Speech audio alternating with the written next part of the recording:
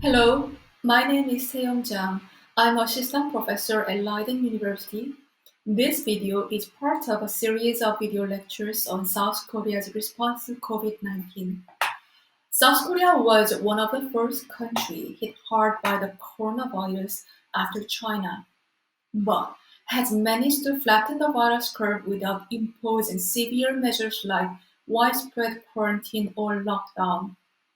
As of April 30, 2020, South Korea reported only 4 more cases, but all the 4 cases coming from abroad, so 0 cases within the country. This is a significant decrease from a peak of 909 cases in late February.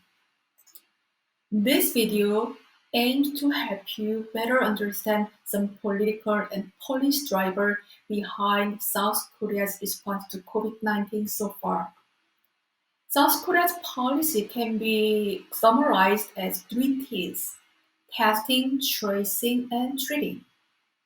Combined with social distancing, self-quarantine, and disinfection of contaminated environments, South Korea's early push for mass testing, contact tracing, and separated treatment of patients made a difference. In this video, we'll focus on 3 main questions. Fourth, why did the South Korean government choose this type of policy in the first place? Simply put, South Korea's policy is based on its own lesson from the past.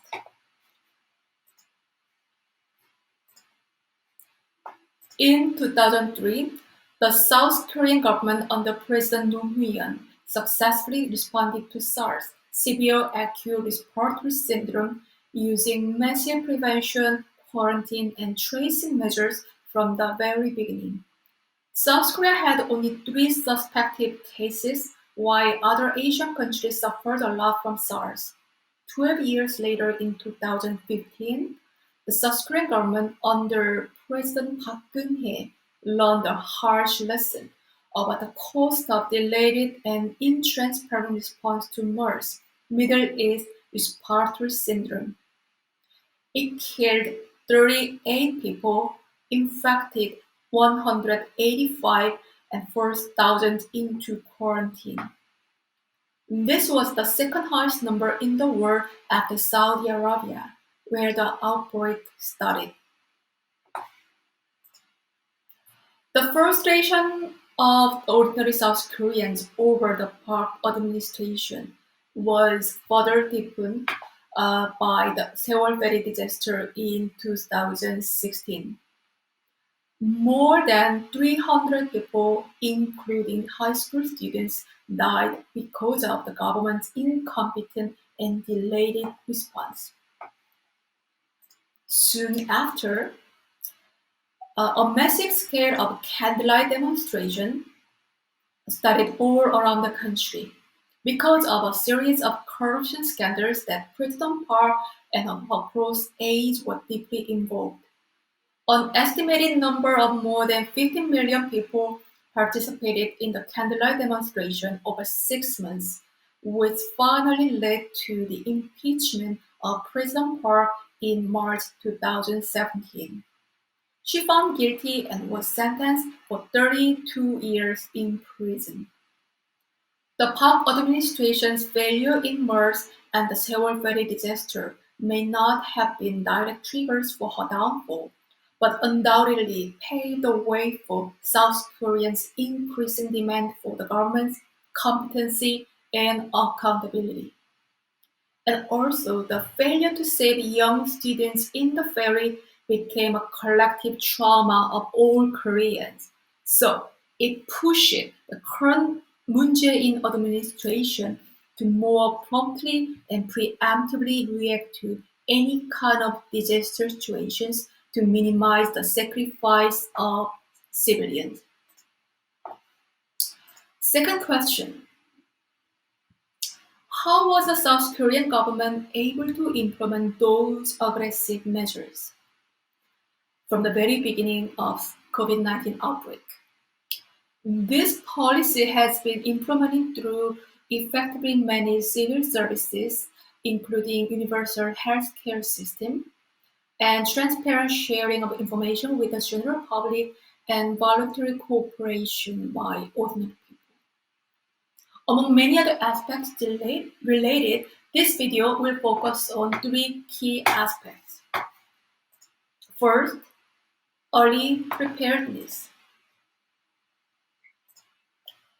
It's quite striking that the Korea Centers for Disease Control and Prevention, KCDC, conducted a tabletop exercise on emergency responses to a fictional mysterious outbreak on December 17 last year. This tabletop exercise was organized by a KCDC study group formed in 2018, which shows that KCDC had been working hard not to repeat its failure in the MERS outbreak. Through this preparation, KCDC was able to establish a testing methodology on January 4th, 3 days before the Chinese government identified the virus. And KCDC started testing suspected cases on January 9. Another key aspect is the trust in experts. The capacity of KCDC has been strengthened after the MERS outbreak, and recently more authority has been given to KCDC. And with the strong support from President Moon, KCDC has become a de facto control tower of managing COVID-19. For instance, the KCDC Director Jung Eun-kyung strongly recommended expanding test capacity on her phone call to President Moon in late January, and President Moon immediately approved it. Close cooperation between state and private sector is another important aspect.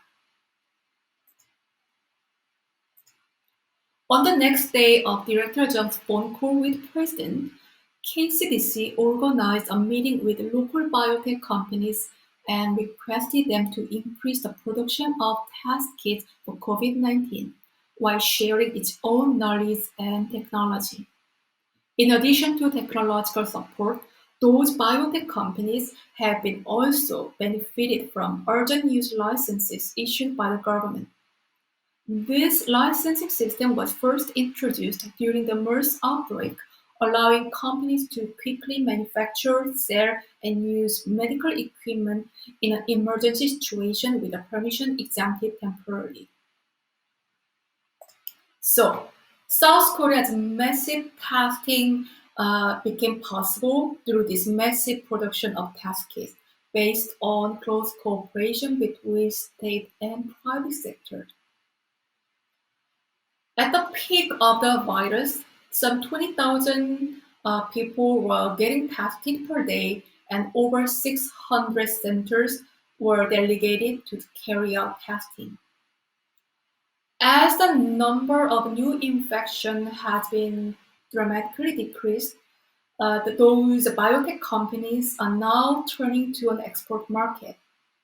This year, South Korea has exported their test kits to 106 countries and earning more than $156 million so far.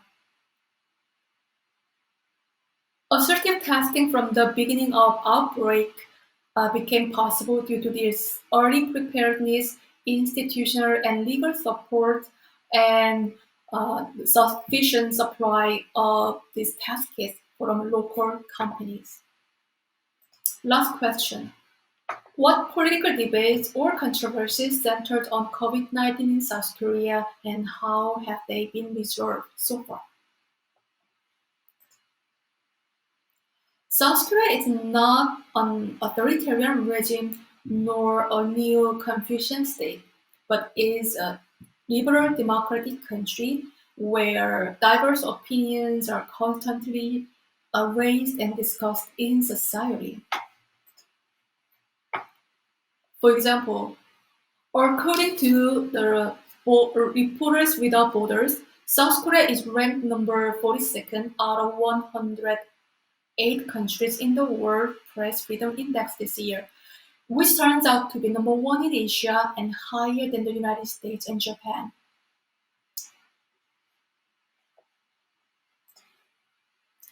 Now I will quickly show you two examples of domestic political disagreement regarding COVID-19. Earlier in January and February, the main opposition party urged President Moon and his administration to impose a total ban on all the Chinese nationals from entering Korea.